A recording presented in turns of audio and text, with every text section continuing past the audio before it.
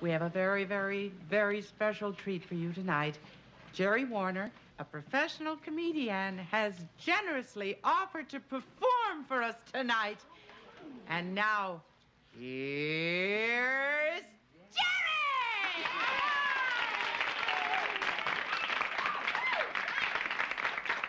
Thank you. Hey, a lot of people have wondered about my childhood. Well, I'll be honest with you. I grew up in a special education atmosphere with physically handicapped children. But what people don't realize is that we were the same as any other kids. We played baseball. Only we'd have all the wheelchairs on one team and all the walkers on the other team.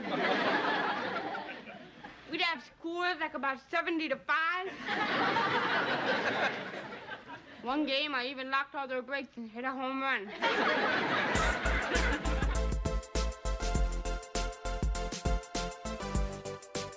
Hello and welcome to Eastland to Langley, a Facts of Life podcast about the 1980s television sitcom. I almost said 1980s podcast, and that's not what it is.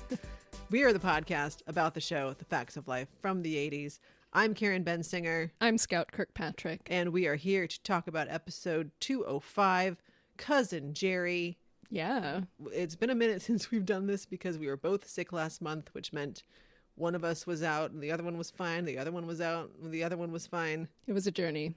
It was a journey. So I hope I remember the order of everything. I have a paper right here. I don't know what I'm stressing out about. So what we do is we recap episodes of The Facts of Life. If for some reason you are starting on this episode, that's what we do. This Week in History. What do you got? Well, I got a lot more than just This Week in History. Okay. So like you said, this is titled Cousin Geri because this is the introduction of Geri Jewell's character, Cousin Geri, which they named after Jerry. That's where that came from. And Geri Jewell is a comedian, a famous comedian. A famous comedian. If you're Mrs. Garrett in the 80s, who had I don't know if she doesn't still actively do stand-up, does she? I don't know. I think she has mostly moved on to acting. Which I, last year, watched all of Deadwood, and she is in Deadwood, and I didn't know she was going to be in Deadwood, and then she appeared, and I was like, it's Geri Jewell! So I was very excited. Yeah. All right. Sorry. Carry on. Anyway, yes, this is episode 205. Its production code is 206. The director is Asad Khalada, the same person who directed, was it Double Standard? That sounds correct, yes. I think so, yeah. The writers are Ann Gibbs and Joel Kimmel. They appear to be writing partners because their IMDb's are almost identical. I think I looked it up, and Ann Gibbs was in her mid-30s at the time of writing this episode. There wasn't really any age data for Joel Kimmel, however. But they both wrote 5 episodes of The Facts of Life, 4 in season 2 and 1 in season 3, which it was the return of Cousin Geri in season 3. They also both worked as executive script consultants on 7 episodes of season 2, and they both wrote 12 episodes of The Love Boat, which is great. That just reminds me that we need to get back into our rewatch of The Love Boat. It's not a rewatch for me. It is really a watch. I mean, for me, I don't think I've ever seen all episodes. I've just seen some of it during my life. Mm-hmm. But the thing about The Love Boat, and I don't know if we've mentioned this before on this pod, but because The Love Boat is broken up into 3 stories per episode, we watched 3 episodes and we're like, we have to have seen 20. It feels like a lot because so much happens. Yeah. So this episode aired on Wednesday, December 24th of 1980. So this was So that's Christmas Eve. Yes, it is Christmas Eve. And this is kind of a weird time in history too, because it was, Reagan had been elected, but he hadn't taken office yet. Okay. It was also the Iran hostage crisis was happening and had been happening, I think, for almost a year at this point. And so that was something the Carter administration was struggling with. So it was a point in time where Reagan was talking about how he was going to handle it and Carter was trying to leave all the options open for him. So it was just an awkward transition of power time. Reagan was already talking about who he was going to put in cabinet seats. It seemed kind of politically messy right around this time. On Sunday, December 21st, a woman named Jean Hilliard, who was 19 and lived in Langby, Minnesota, survived hypothermia at a point where like she should have been dead. Her pulse rate was like 12 beats per minute. Her body temperature was 88 degrees Fahrenheit, which is 31 Celsius. Did I write that correctly? 31 Celsius. Outside, she was like laying outside for like 7 hours in minus 22 Fahrenheit weather, which is minus 30 Celsius for our international listeners. She should have died, but she managed to survive this degree of hypothermia, which is pretty impressive. So that's something that happened in history this week. Okay. On Monday, December 22nd, Martin Short married Nancy Dolman, who he stayed married to until her death in 2010. Oh, wow. Yeah. On Wednesday, the day this episode aired, Christmas Eve, a report came out in the New York Times talking about how New York State's population had declined by 4.2% since 1970, because they'd just done the census, and the population of New York City had dropped by 11.1%. And this is just data to show that New York City had such a terrible reputation at the time that like people were leaving because of the high crime rate, like all the financial crises. This is the New York City of the era as this show is being made. And this is the New York City that these characters come from. And it's the New York City of, at least for me and my generation, and I think probably for anyone like your age, and the 1980s New York City in movies was a very specific New York, in the same way that like LA of the 1930s and 40s, like film noir, was like a very specific stylized version of things that were happening. Like there was crime, and we were whatever was going on historically, and yet the fictionalized versions of those things. I feel like 1980s New York is a very specific kind of template. Yeah. It's both glamorized and also terrifying. Yeah. Versus like 70s New York, which is like Taxi Driver, and like it's just a lot of seedy, dark, you know, and that's kind of what we're talking about here now, right? Yeah, yeah. And then it didn't really get cleaned up until into the 90s, but because of movies and because of younger people experienced what New York City was, and movies like, I'm thinking of movies like Big or Working Girl or 35 other films that I can't think of the names of right now. But that era was just like, it seemed glamorous if you worked like at an ad agency and lived in a cool loft apartment. Right. Those kinds of things felt really cool and glossy and glamorous, a lot of hairspray, and like, so like that. But so it's like Blair Warner's version of New York City. Yeah. Not that she works in an advertising agency, but like that vibe versus Joe Polnicek's, you know, New York City, which is the rough and tumble, the high crime rate, versus Natalie Green's New York City, which is, I'm sure, completely different as well, because she lives, and you know, we're talking about Manhattan versus Bronx versus Queens. I don't know if we ever get confirmation where Natalie is from, to be fair. I mean, I assume she's from Queens. I think we might have assumed that. I don't know if that's a fact. When we get to the episode with her family, I'll have to see. Anyway, the three of them all being from different legs of New York City, all, I'm sure, have very different experiences with it. Because the thing about New York is it's a big city, but it's a small city as far as like geographically.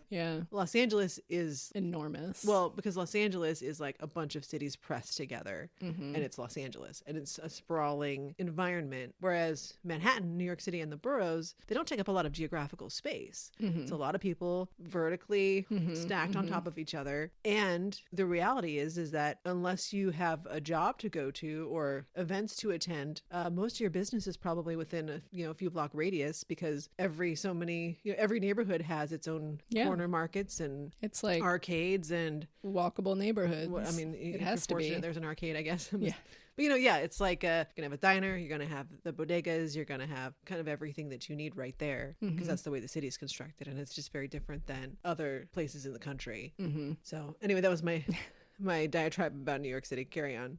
So also on this Christmas Eve, so do you know about Jean Harris, who was convicted of killing her boyfriend, who was nicknamed the Scarsdale Diet Doctor? I don't believe that I know her. Okay, well, on this day in history, a motion for a mistrial was denied by her judge, which this looks like some pretty clear prosecutorial misconduct. There were photographs of the crime scene taken by the police that were never given to the defense. But this judge decided that he didn't see any maliciousness or wrongdoing in that, and he said the photos should be given to her defense now. And it's like, well, she's already convicted. I kind of think there should have been a mistrial. But with this fraction of the piece of information. it looks like some other people looked back on this case when they were writing books about her and looked at those photographs and were kind of like, her story seems to fit the evidence in the photographs. This motion was denied on this day in history. And this woman is like, there are lots of like pop culture references to her after this point. So like this was a big trial of the time, I think. Okay. So that's something historical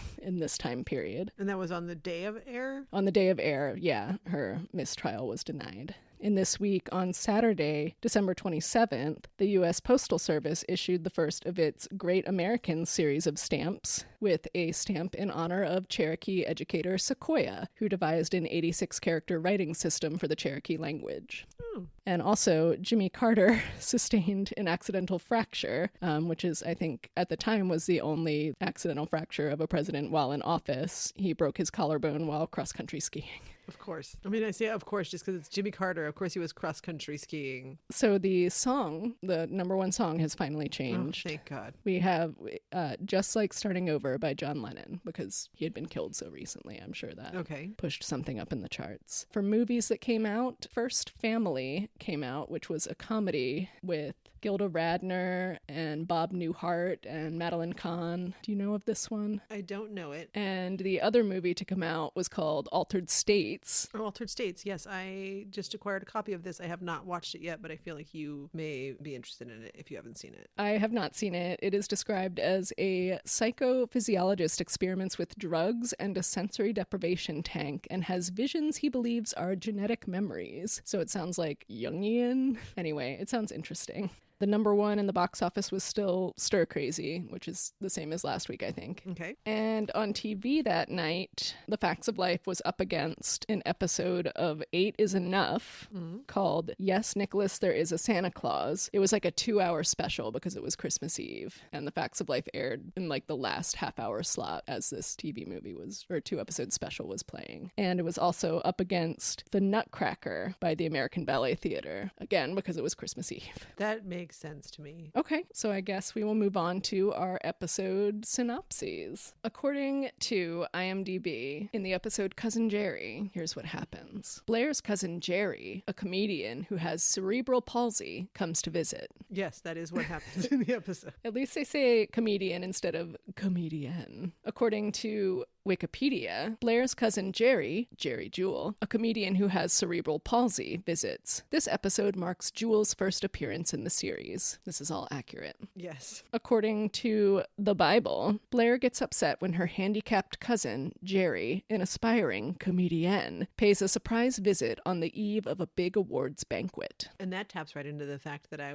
was going to say this before we started this, which is that there's some outdated language within the episode and in the episode descriptions. Yeah, the one that like came with the DVDs. I mean, it's like 10 years old. Still, that seems a little too recent for... Anyway, do you have one more? Yeah, because Tubi does the same thing. Okay. A lifelong conflict is resurrected for Blair when her handicapped cousin Geri, an aspiring comedian, pays a surprise visit on the eve of an award banquet honoring Blair. Again, outdated and also overly dramatic. Yeah, I guess it's a lifelong conflict. Is it really a conflict? No, I don't know. Well, that's what we'll get into that because that's part of what the conversation is. Before we get into the recap, speaking of Geri Jewell and cerebral palsy, I just wanted to give listeners a quick primer on what that means, in case you're unfamiliar with it. Cerebral palsy is a motor injury in the brain. A brain injury to the motor part of the brain. That's what I meant. Yeah. A brain injury to the motor part of the brain. I don't know what a motor injury would be. But basically, it can affect movement. It can affect muscular development. It's a physical disability. And I can tell you because I think at about 18 months old was when Geri Jewell was diagnosed. And she was actually diagnosed with 3 forms of cerebral palsy. She was diagnosed with athetoid cerebral palsy, which is a subtype caused by a brain injury that occurs during late pregnancy or in the early birth period, which she had a difficult birth to the point that doctors thought she was dead. There was like a car accident or something and her mother was injured. And when they took her to the hospital, they told her the baby was dead. So little baby, premature Geri was deprived of oxygen for a while, which is probably the cause of the cerebral palsy. But athetoid cerebral palsy is marked by abnormal posturing, tone, and involuntary movements. She was also diagnosed with ataxic cerebral palsy, which gives people trouble with balance and coordination, and also spastic cerebral palsy, which is the most common form. And they have people with spastic CP have increased muscle tone, which makes their muscles stiff and their movements awkward. So that's what's going on with Geri. And also, you have been reading her memoir. I have, yes. So I'm hoping as we kind of go through this episode, you'll have some little pieces of trivia and information, because she does cover her time working on the show. So she has several appearances in this world. So this is just her introduction. It was a big deal for her to appear on a show as a person with CP and to be able just to play a character that was essentially herself to a degree. It's still a fictional character, but it's very much modeled after her, even down to the kind of the corny 80s jokes that she delivers within the episode. Yeah, a lot of them are straight from her act.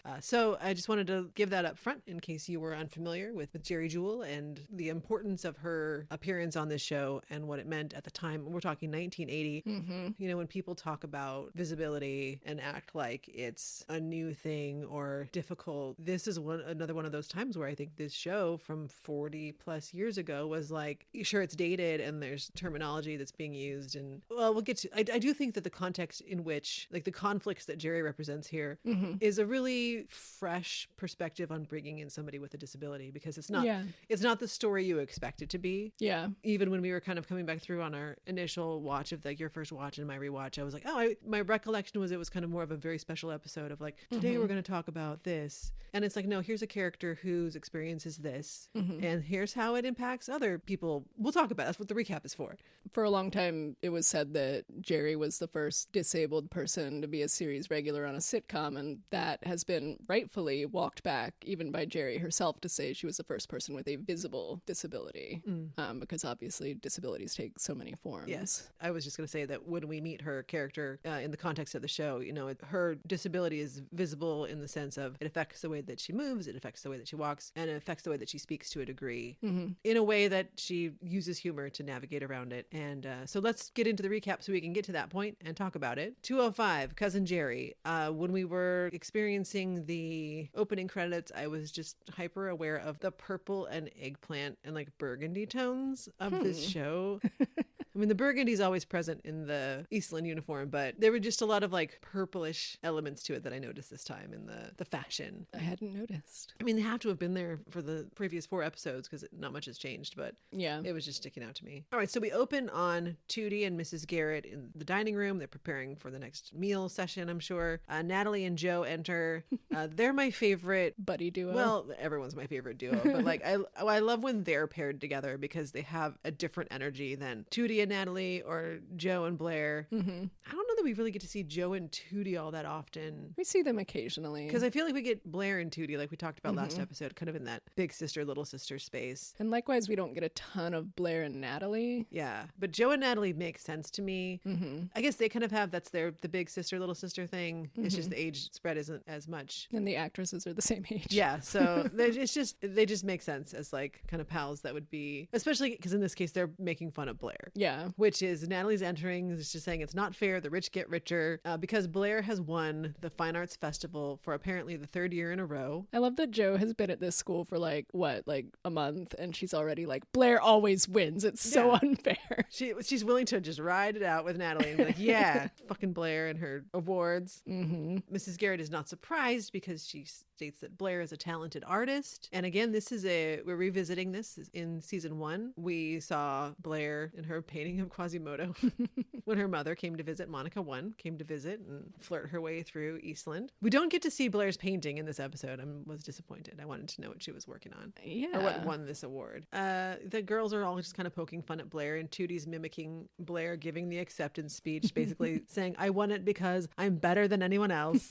Blair makes her grand entrance, as they all kind of suggested she might, and she's kind of doing, oh, what's new? She is all smiles. Also, she's the only one wearing a blazer right now, which seems like it's like it gives her like an extra like layer of something. I don't think we ever see Blair in the cardigan. I don't think so either. She always is either doing blazer or the just vest. the vest. She's never going to lower herself to simply the cardigan.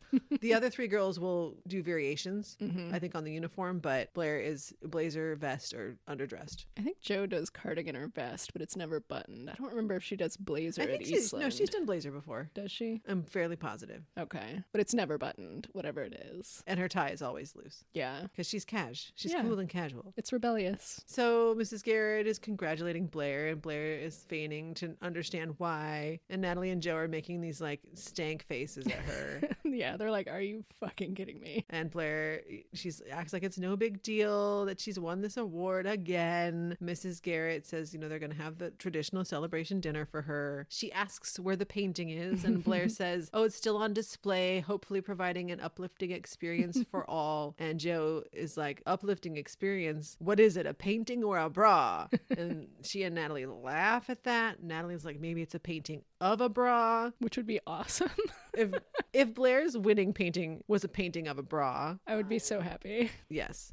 Also, this is the second bra joke in 2 episodes. Oh, is it? Because in the previous one with Who Am I, when there's the headscarf, yeah. Blair's like, oh, it's a bra. Like, that's true. And I like that because this is a show about young women. It's and the women writers. Yeah, they're like, girls make jokes like this. Like, this is Yeah. what they talk about when they're in their teens. I also want to mention there's like definitely a patented Blair hair toss in here when Yeah. she's talking about like how her painting is on display. We're getting into everyone's kind of falling into the groove of who their characters are in this iteration of the show. And yes, we have a lot of this. And especially in the high school years, Blair has long hair.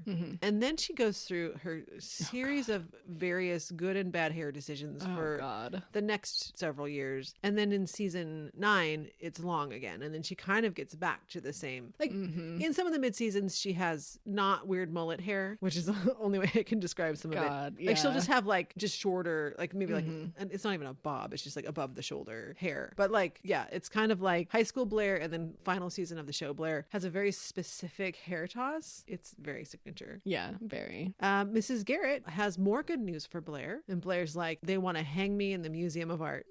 And Joe's like, yeah, but what are they going to do with your painting? LOL. And Blair's comeback is, what do you expect from someone who thinks Picasso is an ice cream flavor? So sick burn. Sick burns all around. Monica, nope, not Monica. My note says Monica. Mrs. Garrett says Monica, no number designation. I don't know if this is Monica 1 or Monica 2. It's a good question. It doesn't matter because no actress was portraying her in this. But Blair's mom called, and Blair says, oh, is she coming to visit? And the answer is no. Oh, is she sending the car so I can go visit her? Well, no. And Joe, unable to leave her alone, says maybe she's sending you to visit the car. Also, yeah, every single one of Joe's lines is some kind of line to poke at Blair in this scene. Like every single one. And also, I do want to point out, I think this might be one of the only times that Blair calls her mother like mom instead of mother. It's like always mother otherwise. Yes, she says, oh, my mom. Yeah, like my mom called, but yeah, otherwise it's just, she calls her mother. Like, yeah. I think that was true even in season 1. That feels right. Because it just sounded so odd when she said it. So the answer is none of those. It's that a cousin is coming to visit. And Blair's like, I have a lot of Warner cousins. The Southampton Warners, the Palm Beach Warners, the Boston Warners. And Natalie's like, don't forget the Hollywood ones. And Blair's like, who are you talking about? And Natalie's like, the Warner Brothers. And she like delivers it seriously, but then she starts laughing about it. And I can't tell if Mindy Cohn thinks it's funny. Or if Natalie thinks it's funny. In this era, it's hard to tell. Either way, great. Solid joke, Natalie. Truly. So Mrs. Garrett, she can't recall the name of the cousin, but it's a boy's name, but a girl cousin, and something about her being a comedian. Blair knows, oh, it's Cousin Geri. And Mrs. Garrett says, oh, yes, that's right. She's performing at the Peekskill Moose Lodge tomorrow night. Tootie is out of her mind excited. Yes. Someone from show business is coming to Peekskill, and she's related to Blair. That's so exciting. Natalie's so excited about there's a famous comedian coming, whether she's famous or whatever famous, she's like, this is exciting. Mrs. Garrett asks Blair why she's never mentioned her. Natalie's like, if it were me, I sure would have mentioned that I had a famous comedy relative. Blair's like, oh, I thought I told everybody. Mrs. Garrett says, well, I invited Geri to come to your celebration dinner. And Blair's upset about that. She's like, why would you do that? Mrs. Garrett's like, to be nice? Blair assumes, oh, well, she probably can't stay long. And Mrs. Garrett says, oh, well, I invited her to stay the night. And again, Blair says, why would would you do that? And Mrs. Garrett's like, to be nice? But again, that's our question. Like, where is Geri going to sleep? I don't think there's a shortage of space at a boarding school. I mean, I don't know, because I would think the goal would be to fill up beds at a boarding school, but it is. And also it's not like the girls have room in their room. I think that a school as prestigious as Eastland, I almost called it Eastwood. No. The Clint Eastwood School of School for Girls. No, I think at Eastland, I would imagine they must have some kind of guest quarters, because I would imagine guest lecturers might come to, well, it's not a college, but it is. They do have some odd guests through the seasons. All kinds of, listen, later on a countess comes to visit. Like an entire French family comes to visit. Yeah, there is somewhere true. that they are There's putting somewhere. these people. I don't know where it is. It is also just a different time where like you could just have some stranger come and like stay the night at your boarding school and nobody's concerned about like who they are and signing them in or anything like that. In the previous season, there was a barn that had a horse in it. We don't know what happened to all of that. Chestnut? Poor Chestnut. I mean, Chestnut's probably fine. Yeah, well, not now. Well, no. Anyway, I would believe that there was somewhere. Cousin Geri doesn't have to stay like in that specific building with them. No, that's true. There's probably a place. But I'm also thinking of the time Mrs. Garrett just had a man who threw his back out sleeping on her bed for.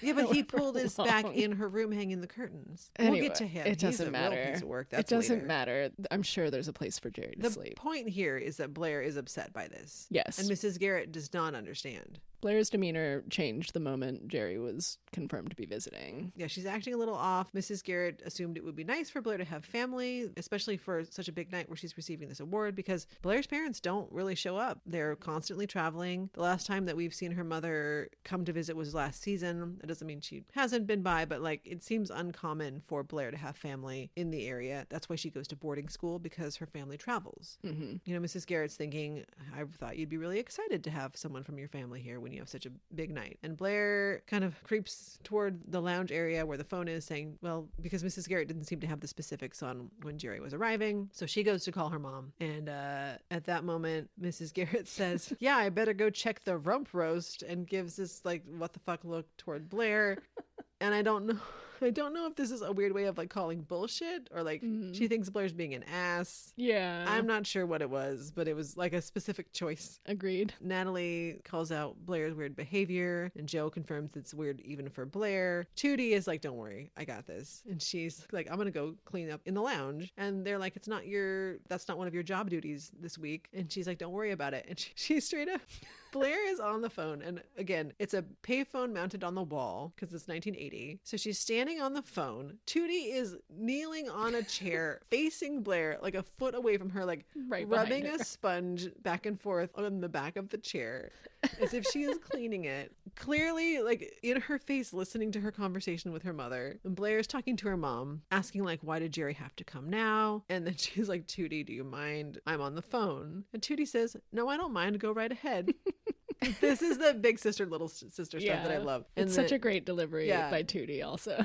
I don't mind. Go right ahead. Yeah, it's so good. And Blair's like, this call is private. So Tootie like kind of goes away. Like she's at least gives a little space between herself and Blair. Blair asks her mother if she told Mrs. Garrett about Geri. Tootie is now at the wall next to the payphone, like rubbing the sponge behind her on like, it's so ridiculous and stupid. I like that I was doing a motion for you to see. The audience will never know. They'll They'll never know know. if they saw the episode. So Blair is like, you need to leave. Please go away. So Tootie does go. So now we're back in the dining room area. Mrs. Garrett is depressed about watching the rump roast shrink. I assume that's about like you spend money on something and then it shrinks because it's meat. And I feel like especially at this time, like meat was very expensive. Like meat always is a higher price item, but like I feel like when I was a kid, like the talk about meat being expensive was big talk. Yeah, that makes sense. So everyone's like asking Tootie like what's going on with Blair. So she's like, yeah, she's upset, and that's all the information that she has because that's all she knows. And while they're all talking, in walks this woman, and it's Cousin Geri, which we can assume is the audience, but they don't know that yet. So she walks in and she's got an interesting pattern to her walk because she has cerebral palsy. It's a little bit of like not staggering, but like A little bit arrhythmic gait. Not the way everyone else enters a room. Certainly Sure. not the way that Blair entered the room earlier. No. So this woman comes in and Mrs. Garrett is like, may I help you? And so after speaking to her for just a moment, she realizes, oh, you're Cousin Geri. So all the girls are kind of just watching because she has a little bit of a, because she's making the joke that she's not drunk. Right. What would you call it when someone's walking in there drunk? Like a stagger? Yeah, but it's not stagger. Stagger's not the word I'm trying to think I of. know. I don't know what word you're trying to think of. Mrs. Garrett realizes this is Cousin Geri. All the girls are kind of watching, and she can tell that they're watching her. Geri notices, and she assures them, she's like, oh, I'm not drunk. I just have cerebral palsy. When I'm drunk, I walk perfectly straight. Which is one of the jokes from her act. Tootie laughs, but Natalie like shushes her, and Tootie's response is, hey, I thought it was funny. And then Natalie's like, oh, was it supposed to be funny? And Geri says, I hope so. It's in my nightclub act. So, and these are some of the jokes that she has that are about her own experience and how she is perceived by people. She's even wearing like a shirt that you would get made at the mall at the time with the individual letters that says, I don't have cerebral palsy, I'm drunk. Which is based on an actual shirt that Geri Jewell would wear to her comedy sets. Although she says the wardrobe department remade it for the show because it was super worn out by the time she got on the show. And when she got it, she started laughing because she realized she misspelled cerebral palsy on her first shirt. Oh. She was like, I had it and I didn't even know how to spell it. Oh no. Well, in this case here, she says it cost 20 cents a letter and it would be cheaper if she had polio. Again, another joke from her act. These are her jokes. So they laugh, and then Blair enters, and the meeting between herself and Geri seems a little stilted. But she says hello to her, and she's trying to ask her a few questions, but she can't seem to finish the questions. And Geri's like, oh, and I thought I talked weird. Blair's obviously having an issue here. Mm-hmm. So she introduces Geri to her friends as Geri Warner, which is interesting to make note change. of. So she meets the girls. Natalie shares that her mother has a touch of arthritis, which is that thing that people do when they meet someone who has something about them that is different than themselves. They need to share an example of something from their own lives. Natalie is also the only person who gets full named, like Natalie Green. Everyone else gets like, this is Tootie, this is Joe. Tootie asks if cerebral palsy hurts, and Joe is like, You bonehead. She like gives her a little smack. you can't ask someone why they're white. Yeah. Like, it's very like, yeah. it's like, you can't do that. And then Blair's like, well, that's Joe. And it's like, okay, well, what have you told your cousin Geri about Joe, who... Yeah, there's a little bit of a different delivery to that. Yeah. Geri says that the CP only hurts when she spills hot coffee on herself. And Natalie's like, oh, you can make coffee? And she's like, yes, but it tastes terrible, but not due to the cerebral palsy. Mrs. Garrett asks in the weirdest way, do you want to try my coffee? And then she does like a Juan Valdez impression, and he was like the spokesman for, I forget which coffee brand. I should have looked this up. But it was the one that was 100% Colombian. Juan Valdez is a brand of coffee. Oh, Here so he it was is. not a man. I mean, he was a man in the commercial. Like, he would be there with his donkey or whatever. Like, as if they just came down off the mountain to harvest the beans. So was the man in the commercial Juan Valdez He was like... a representation of the, like, how McDonald's is Ronald McDonald? Like, he's the representation of the brand? I'm now wondering, was this like racism? Probably. Or was it like a legit man who was like, he's a character. Okay. Juan Valdez is a fictional character who has appeared in advertisements for the National Federation of Coffee Growers of Colombia since 1958, representing a Colombian coffee farmer. The Juan Valdez character is used as an ingredient brand to specifically denote coffee beans that are only grown and harvested in Colombia. I don't know why I'm saying Colombia like I'm singing that Shakira song. You're a mess. A lot's happening right now. Juan Valdez was designed by the DBB advertising founder William Bernbach. William? Did You I say said William. You did. Because I'm thinking of Juan Valdez. I know. Juan Valdez was initially portrayed by a Cuban actor, Jose F. Duval. So they had a Cuban actor playing a Colombian man. Who Mrs. Garrett then impersonated Yes. to offer Geri coffee. Correct. Anyway, what an interesting story. Yeah. Said our listeners, I hope. All right. She does this weird Juan Valdez impression. Blair asks Geri how her bus ride was, and Geri says that she drove herself. We have to point out how Joe is sitting at this moment. Like in the biggest scene. lesbian on Just earth. legs full on open. Like, obviously her skirt, you can't see anything. This is a G-rated show. But she is just sitting there, spread legs. Yeah, she's definitely like just like chilling in a chair. Like, yeah, she's not sitting like a lady. No. As per the time. The thighs will not touch. We've spoken of this before. Yeah. Joe Polnicek may wear a skirt, but if the thighs touch, it's over. Yeah. Not because of like thigh gap No. business. It's that she is just going to constantly stand at She's a stance just that gay. Listen, we don't know. We do know. We don't know, but we do know. We know. Joe Polnicek. Hey, just please take Especially note. later, some of the fashion choices. Oh, we'll get there. All right. Anyway, Joe's sitting like that. It was very important. Yes, I'm trying to find in my notes where I was. Blair's asking about the bus ride. Jerry says she drove herself. The girls are like, oh, you can drive. And Jerry's like, yeah. And like the parking spaces are great. Again, more of her comedy. Tootie wants to know, did she get CP because it's contagious? Like, how did it happen? And Blair tries to shut that conversation down. And Jerry explains that it's an injury to the motor part of the brain. She did not mess that up like I did at the beginning of this conversation. Blair doesn't want to have any more talk about this. She's trying to shut it down. And Jerry says, and this is one of the most 1980, this is a very special episode, part of this episode. 100%. Jerry says, questions don't hurt, ignorance does. And Mrs. Garrett says, oh, that's so true. And there's an applause break from the audience. And then Mrs. Garrett reiterates, that is so true. And she's very emotional about it. And then she says she learns so much watching, quote, your telethon with Jerry Lewis every year. And Jerry's like, and that's Jerry Lewis, Jerry Lewis. And Jerry's like, oh yeah, I watched that too, but that one's for muscular dystrophy, which is not the same thing as cerebral palsy. And I liked in this moment that even Mrs. Garrett can be off about something. Yeah. You know, she is this figure of wisdom and mentorship, and yet when it comes to things that people don't ask questions about, she might be wrong. Blair excuses herself, saying that she has some creating to do to go prepare her speech for the dinner. And Mrs. Garrett tries to stop her, and she says, you know, your cousin Geri has come a long way to see you. I don't know if we ever said how far she traveled to see her. It's unclear. I think she might live in New York City. Probably. Which is an hour away. But, she's like, your cousin is here to see you, and it's a special night. And Blair, again, is kind of like, no, I need to go prepare, and I'm leaving her in good hands. And she says Jerry will understand because Jerry's creative too. Yes. And Joe kind of, Blair leaves, and Joe comments, she's like, I thought I was the one that had bad manners, sitting like a big lesbian. In this chair. And Geri appears to have picked up on the vibe. She expresses she probably shouldn't stay for Blair's dinner. And Tootie says, it's fine. Don't let Blair's crummy mood ruin dinner. And Joe says, yeah, the crummy dinner will do that by itself. And then it's the reappearance of Chef Howard, the tall man who sometimes emerges from the kitchen. And he's calling them into the kitchen because this, it is their job to work on all these meals. It's how they're paying off their debt to society. Mm-hmm. Mrs. Garrett introduces Geri, saying, this is Blair's cousin Geri, comedian. And he says, oh, I know that. And he says, I've got a great seat. And then he turns and there's a weird ass joke because it's just like the camera's showing his butt. And Mrs. Garrett says, don't brag, Howard. And like Jerry's laughing about it. And then because also I am 90% sure that we find out later that Mrs. Garrett was banging the chef. I think and you think that I'm wrong. Have imagined this. I don't think that. Why would I imagine that? Why would that be part of the show? I don't know. Because Mrs. Garrett like fucks. That's the thing that we learn about her. With Howard. I think she is. I don't think that's real, but we'll find out. We're going to find out. Okay. Listen, put a pin in that. I am 90% sure that later on it comes out. We will revisit this. Mrs. Garrett fucks, y'all. I am not disputing that. Yeah, I just you better don't not. think that she was doing it with Howard. I think she was. My whole point here is that he meant that he had a great seat at the Moose Lodge because he's a moose. And Geri makes a joke of, oh, I just thought you were very tall. He thinks that's hilarious. He's like, oh, I have some jokes you could use in your act. And then he starts to say terrible jokes. Like, so bad, I didn't write them down. I hated every one of them.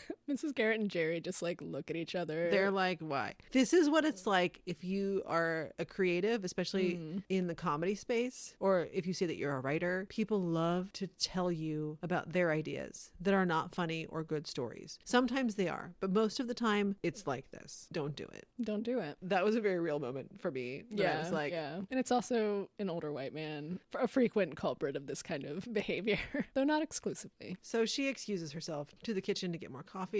And Mrs. Garrett is still out in the dining room with Howard, and she's doing a weird thing with her hands, like she's calculating something. She's thinking, she's kind of talking this out with Howard, not really in a conversation, but she's talking out loud. And she processes, that Blair is acting unusual and has been ever since Geri arrived, and she assumes, oh, Blair must be uncomfortable with Geri's disability. And embarrassed. Does she say embarrassed? She does. Here? Yeah. She says she thinks Blair is embarrassed by Geri's disability and that she's uncomfortable with it. We cut to Blair upstairs in the room who's doing she's acting. Well, no, first the girls pop out of the kitchen to say they've convinced Geri to do some of her act at the ceremony, which is also another important element in Blair's emotions. Blair is upstairs, kind of rocking the end of her bed, like rubbing her arms and it's just like an over the top kind of way to express that a person is experiencing distress. Yeah. And she's kind of like, why did she have to come here? Why tonight? She's alone, by the way. Yeah, she's by by not herself. saying this to anyone. She's just expressing it between herself and the good Lord, I guess. Although we know Blair doesn't believe in God because that's a later episode. Yeah, we'll get there. But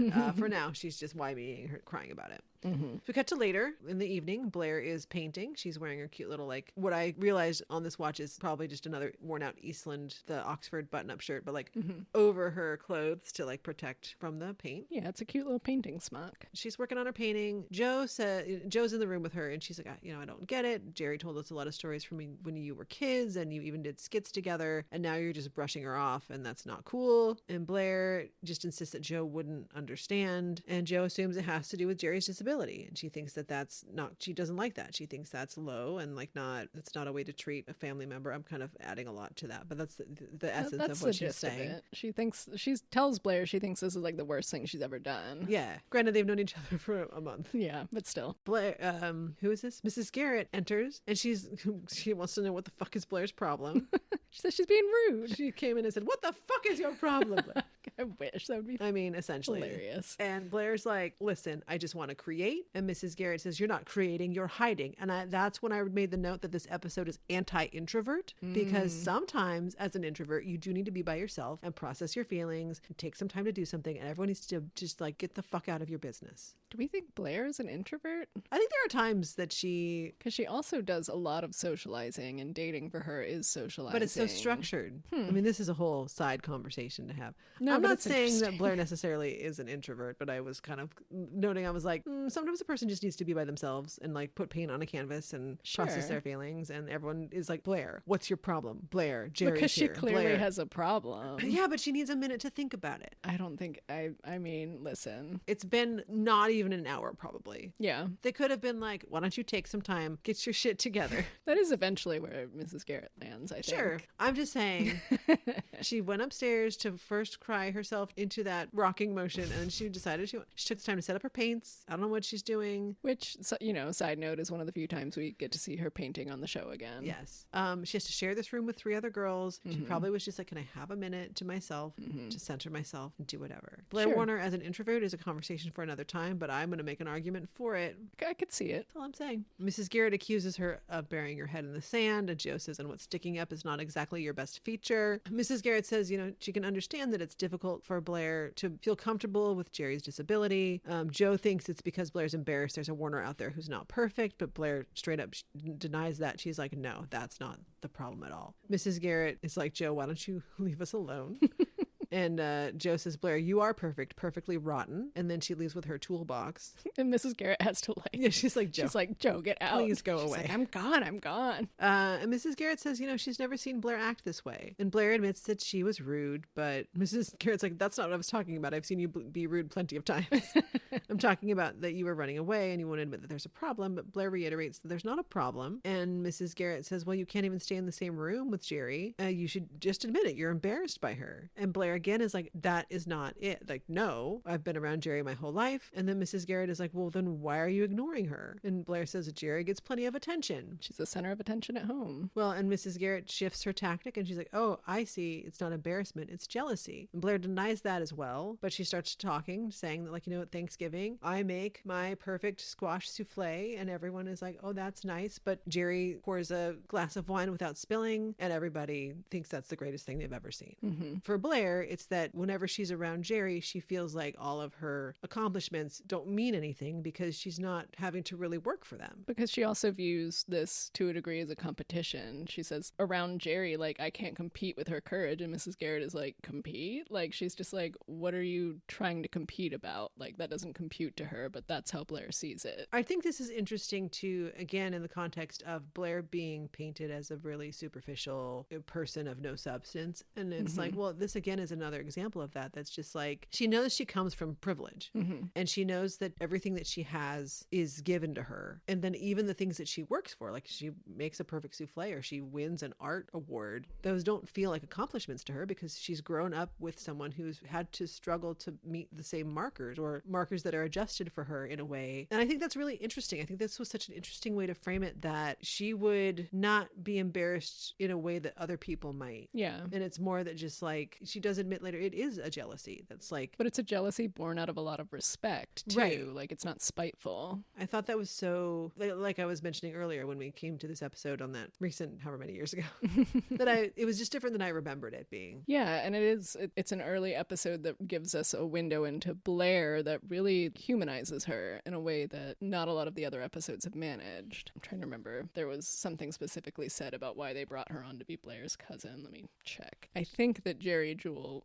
says in her memoir that is part of why she was brought on, to specifically be that humanizing element for Blair. But I can't confirm that because I can't find it in the book right now. Well, there will be more episodes with Geri. Yeah. But we're not done with this one yet either. No. I don't know if I actually said the line or not when I was doing this moments ago, but the line that Blair says is, Geri's out there winning battles, I'm winning stupid awards. Yeah. Mrs. Garrett says, those awards aren't stupid, they're your accomplishments. And Blair says, well, she's jealous and she feels bad about it. And Mrs. Garrett's like, that's a human response to this. She is kind of acting like she's never felt jealousy before. She's like, oh, this feels terrible. I don't know that she has, because what does she have to be jealous of? Exactly. She has, that's the thing, is she has everything she could ever want, and yet this is something that makes her feel that. And I think that's why it's so difficult for her. She essentially dismisses Mrs. Garrett at this point. Because she wants to have her introvert artist time to center and paint. Yeah, she kind of makes a demand, like, where she says, like, I would like no one else to bother me, and I just want to be alone for a while. Yeah. So Mrs. Garrett says, okay, well, I hope you come down for your dinner. And Blair kind of sits back down at her painting after the room is cleared, and it's just her, and she has this, like, she's so conflicted. It's just like, yeah, like she's trying to paint and she can't. Tormented. Yeah, she's a tormented artist. That's how she looks through the whole scene. Like, she's very good at portraying whatever this, like, conflict is on her face. Listen, whether or not Blair is an introvert, Lisa Whelchel 100% understands the introvert experience, and she's bringing that to this moment right now. So we go to the dinner. There's a big banner that's like, congratulations to the arts winner, Eastland's Fine Arts winner, Blair Warner. And you said, did the losers have to paint the banner? And I hope that's the case. I think so. The girls are sitting at a table with Geri, and they're all like kind of prompting her to perform, to do her act, and she feels weird about it, and Blair's not even there. And Joe is like, I get it. It makes sense. You wouldn't want to play like a freebie show when there's people who would want to pay you, and especially not for a bunch of teenagers. Yeah, we fed you a square meal, and we're going to give you a bed for tonight, but we'll just cry ourselves to sleep. And the other girls are kind of like, yeah, we're gonna cry. And Geri's like, oh, fine. Like, if it'll shut you up, I'll do my act. So Tootie grabs Mrs. Garrett to introduce Geri. I don't even know what room this is. I don't know if this is the dining room, and it's just... I think it is. They've erected a stage with a backdrop on it. I think that's what's happening. But there's these like cabaret-style tables kind of around the stage. I didn't look as deeply as I sometimes do, but I was kind of looking at the extras to see what they were up to. And nothing really stood out until the very end of the episode. But I didn't see it. So Mrs. Garrett is trying to get the attention of the room to call it to order, and she says, girls, and then the patented Mrs. Garrett, girls, like the shriek. But they like, imagine that 400 times louder. It's so good. It's like operatic. And she, like, her eyes cross. It is something. So Geri takes the stage and she does her comedy act. It's a bunch of corny jokes that are appropriate for the era. And again, most of them probably lifted straight out of Geri Jewell's comedy act. And it's very like set up punchline kind of a thing. It has a lot to do with her time in school with other kids with disabilities, and but they're all from her own act. And the audience is loving it. They're having a great time. Mrs. Garrett especially is like losing her mind, like how hilarious it is. During the act, Blair enters the room, and she kind of is like taking it in, and she seems pleased that Geri's on stage. And then Geri says, I was going to do some of the stuff that Blair and I used to do as kids, but and honestly, I kind of want to do them alone, because this is the quote, performing with Blair is like double dating with Lonnie Anderson. Which I don't understand, so you'll have to explain it to me. Incredibly dated joke. So Lonnie Anderson, I don't even know what she actually did. I mean, I think she was an actress. Okay. Is she even still alive? Let's look her up. I don't think she's still alive. alive. Like one of the things was most notable about her was that she dated Burt Reynolds for a long time. I don't think they were married. She appears to still be alive. Good for you. Oh, she was on WKRP in Cincinnati. Okay. Oh, she has had like 4 spouses. I mean, yeah, she's been around. Good for her. She's existed for a long time. I didn't mean like she's been around. It doesn't even say when she was born. She was born August 5th, 1945. Okay, so she she is was born 78. in 1945. Hold on, sidebar. She was in what is probably a web series called My Sister Is So Gay. Also, Ladies of the 80s, A Diva's Christmas. She was in Night at the Roxbury? Yeah, okay, so here's the thing about Lonnie Anderson. Number one, beautiful, like platinum blonde woman. Okay. I think if you were to make a joke, it would be like performing with Blair is like double dating with Kim Kardashian. Okay. Like the metric is still kind of off because it's different, but someone of note, someone who's noted for being a beautiful person, and you would just be like, oh, I wouldn't want to be in that situation because they're going to get all the attention, right? Right. So that kind of vibe. Okay. I mean, that's Or what I figured. Performing with Blair is like double dating with Zendaya. Okay. So, but like someone who is very famous for being beautiful and talented and Desirable whatever and desirable. But Lonnie Anderson specifically is from that era of like, this is going to get so inside baseball kind of a thing. Lonnie Anderson is from the era of people that like Liz Gillies wants to be. Interesting. Which is that 70s personalities who were just famous for existing in a realm of being famous and like would be on like game shows like Password as like the celebrity guest. Like that's the ballpark of this. Okay. Also, if you don't know who Liz Gillies is, look her up. She looks like somebody who'd want to be a guest star on a lot of sitcoms in the 70s. Yeah. Also has a great Christmas album with Seth MacFarlane. She does a lot more than that. On your own time, find out. Sure. So that's the reference point for that. Okay. Anyway, so we're kind of hearing from Geri as well, like it's difficult to be out with my cousin because all the attention is on her. Like that's the pivot point of this. So Blair's hearing all of this, and then Geri starts to go into a joke that's from when they would do their little skits together, which is about a bum and his dog, and the man says, I haven't had a bite to eat in weeks. No, I haven't had a bite in weeks. I'm sorry, I haven't had a bite in weeks. I'm not a famous comedian. No. And the follow-up is, so I bit him. But Blair's the one who says it from the audience. And Yeah, then, Blair totally steps on her joke. Right.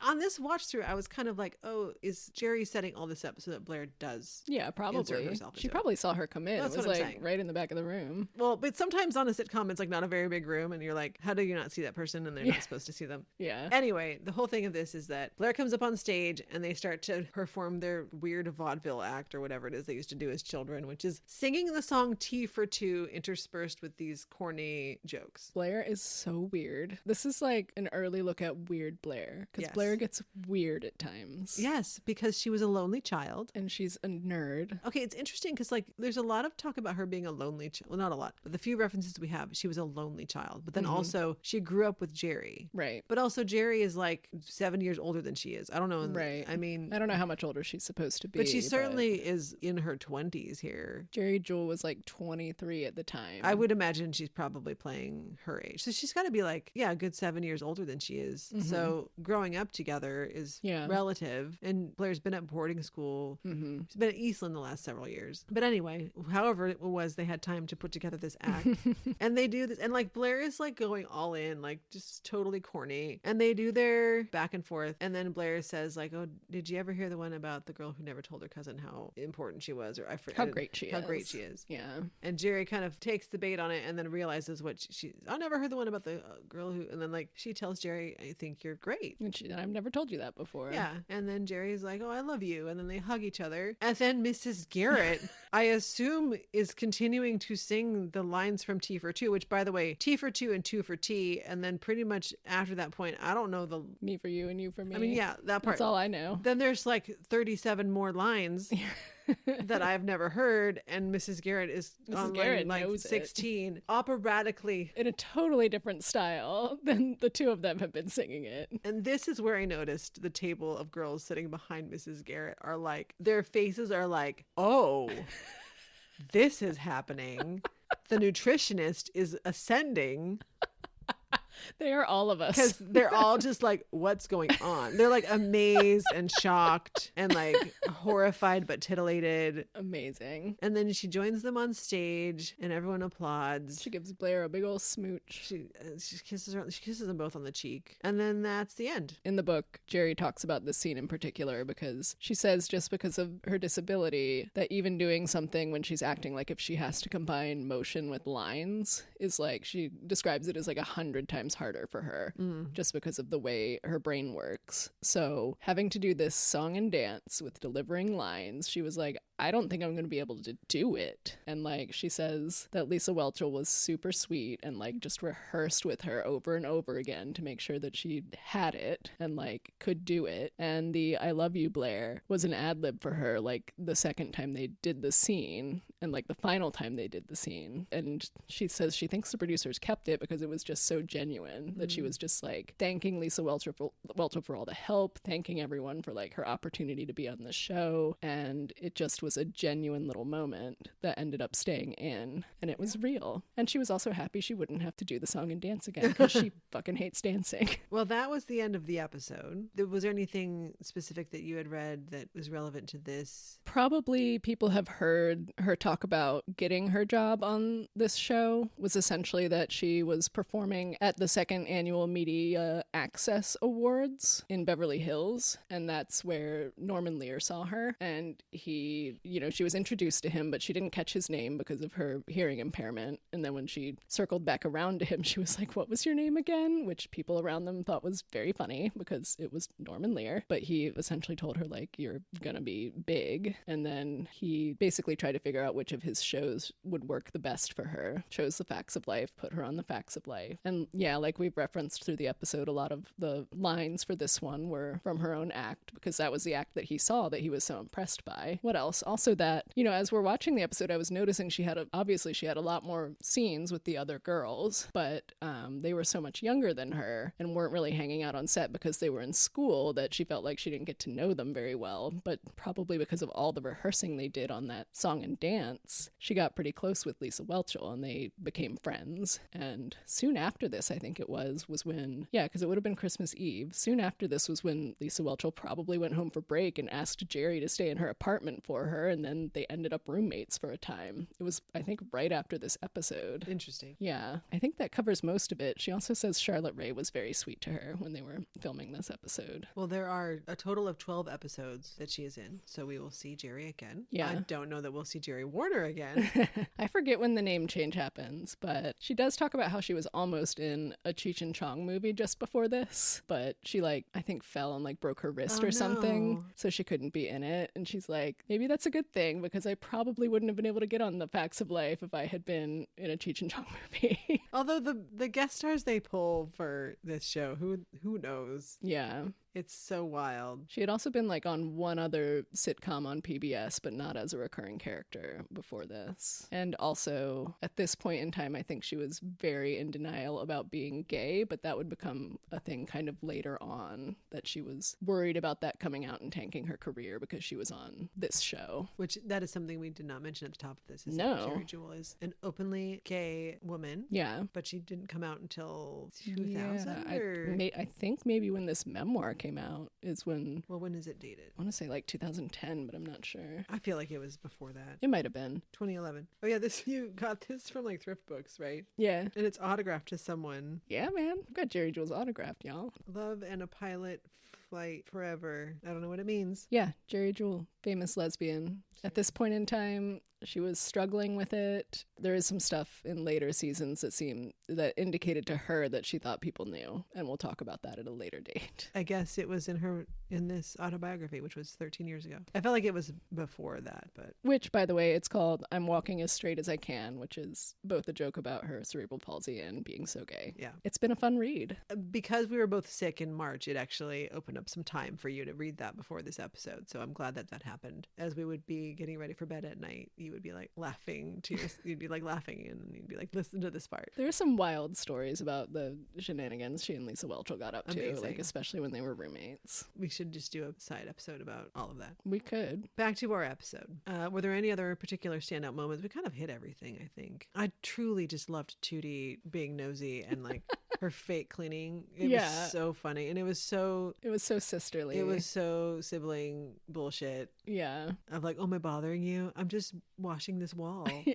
Without looking at it. Get out of here. Like, leave me alone. It's so good. Also, Joe, we're still in this era of Joe being a little pain in the ass. And like she's so self-righteous all the time. And that bit with her, because like in her toolbox and like, Well, she essentially like guilts Geri into performing because she can be kind of a manipulative little shit. it is such a difference between who we get toward the end of the series. Like Joe Yeah. really She grows a lot. really grows. Everyone has their arc, but she just starts out as such a pain in the butt. She just wants to provoke and be a little punk. I feel like every line except maybe the one where she calls Tootie a bonehead is some dig at Blair in this episode. Like, Yeah. every single line. It's something. Mm-hmm. MVP of the episode. I mean, Geri? Cousin Geri.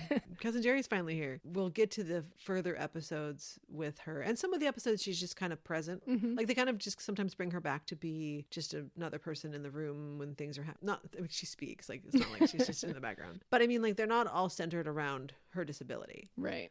And the later episodes that we do get, there's a couple where it is addressing the fact of what people think she's capable of. She has some thoughts about that too. Yeah, because there's one way down the line where she's going out with some guy and Blair's like, what? You date? Yeah. Which kind of feels counterintuitive to kind of how Blair is here. But also, I mean, it is. Unless Blair is like, aren't you a lesbian? I mean, exactly. No, I was going to say I'll have to look and figure out when this falls, but there was a famous incident where Geri was on the Howard Stern show. Oh, and I have to find that. He asked her, like, what CP felt like, and she said something. She was just, like, kind of tired of the questions, and she was like, it feels like having a continuous orgasm. My partners don't even know when I've come or not. And he thought it was fucking hilarious, so she was like, okay, this landed well, and she ended up using the joke somewhere else, and then there was, like, public outcry, because how dare she joke about sex? Like, she's disabled. Oh my God. So, I mean, in a sense, it feels like that episode is kind of and I don't know if it happened around the same time. I will look into it. I feel like the episode probably came first. It had to. I feel like it had to, because I feel like if she was on Stern, it would have been many years later. I don't think it was that many years later. It might have been towards the end of her run on Facts of Life, but I don't think it was that much later. I think Reagan was still president at the time. Well, we'll have to find out. I appreciate that this character exists and wasn't a one-off, that is someone within the queer community. I think that's really cool. And I think to the degree that she can be, she's kind of visibly queer too. And then to turn around though, and like if you've watched Deadwood, like which you didn't watch with me, I've seen some of it. I made you but- come look at her. I think. Yeah. I said, look, I said Geri Jewell is here. No, I think that for a long time she was kind of the butt of a lot of jokes. I think because of the culture of the very special episode of this era, and I feel like I cannot remember what it is and if it's speaking disparagingly of her or not. But like I feel like there's a Family Guy reference. It might just be like talking about famous comedian Geri Jewell. The way that she's brought up all the time on the Facts of Life. Yeah. I mean, Family Guy also had Peter wanting to make a statue of Mrs. Garrett demanding Blair admit she plagiarized a poem by Emily Dickinson. They also had the Facts of Life Transformers joke. Not always in good taste, but No. this show is certainly something in the cultural lexicon. And I think the character of Cousin Geri is certainly in the cultural lexicon, at least for a certain generation and a certain demographic of people. So Also, I'm pretty sure she was on Glee, and if Yes. I'm not mistaken, she names this as the first role she ever got where it wasn't about her disability. She was just allowed to be the character. again, Warner Corner. This whole episode is a Warner Corner. Warner crying in the corner, It's true. rubbing her arms and rocking back and forth. This whole episode is about Blair's tension with her gay cousin, so... If Warner Corner, here's the thing. If Warner Corner is meant to be an exploration queerness, well, we've got a Warner who, I mean, I don't know that Cousin Geri is canonically queer, but, I mean, Cousin Geri canonically dates men, but so does Blair Warner. and that's what we're here to discover. But this was a nice family episode for her, whether or not we know which side of the family Cousin Geri comes from, because that will be confusing later on. Yeah, it appears that changes. And it ends on that bizarre note of Mrs. Garrett wailing on that song. And everyone being like, sure, that's what's happening. It's so Mrs. Garrett. That's why they brought in Charlotte Rae to do this insane over-the-top singing. Well, let me tell you, it was insane and it was over the top. And we loved it. Every second.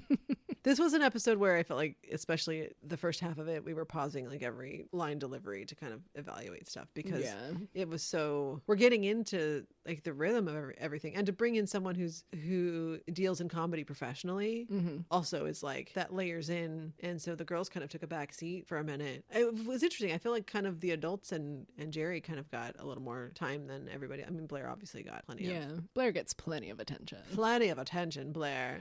I look forward to our further Cousin Geri explorations. We are on Patreon, Eastland 2 Langley, EASTLAND, the number 2 Langley, LANGLEY, yeah?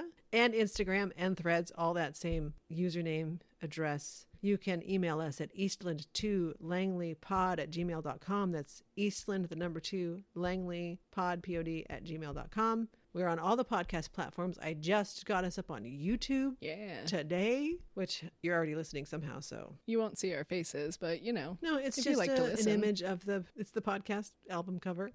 But however you want to listen and whatever's easiest for you. We appreciate you. Please, if you are listening on Apple Podcasts, subscribe. I'm sure you are if you're listening now. Leave us a review if you'd like to let us know your happy thoughts, or just leave a review. I mean, I meant a rating, or email us. Sure. Yeah. Questions, comments, recipes. Great. Good night. Did you see the man eating shark at the aquarium? No, but I saw a man eating herring at the deli.